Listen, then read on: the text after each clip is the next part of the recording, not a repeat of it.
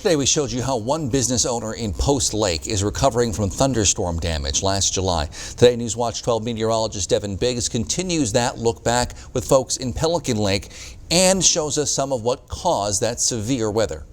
Weaver's Resort and Campground had many trees come down during the thunderstorm last year. While most of the damage is still cleaned up, there's still some visible damage that remains, like this tree right behind me that was completely snapped off. Last year we had high winds, or straight line winds, I guess, and we lost about 100 trees.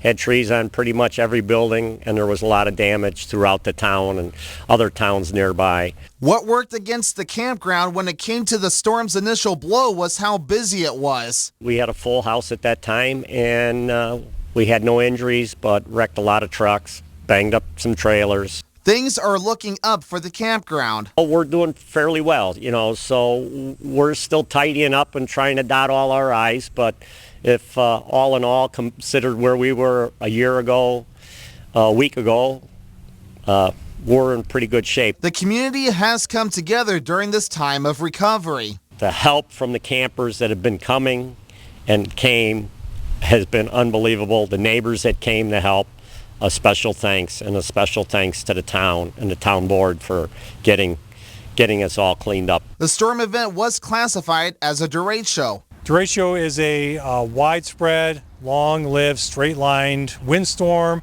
with fast-moving thunderstorms. We usually see roughly 2 derechos a year, so that isn't too far off. There was plenty unusual with how this event behaved. Probably the thing that sticks in my mind the most, what was unusual for me, was we had that event on July 19th, and 12 hours later, we had another huge event further south, more towards central and east central Wisconsin. That part is not normal. Usually you need a day or two to kind of recharge the atmosphere, but for that event to happen at night and another one to happen quickly the next morning was unusual as far as my perspective goes. There was a tornado touchdown near Pelican Lake that was rated an EF1 on the enhanced Fujita scale. That wasn't the only event. It behaved like a pencil. The pencil may produce a small area of damage, but spilling the water is kind of like the macro burst that happened. And if you look at satellite images, huge swaths of forest were flattened. So that was the main story.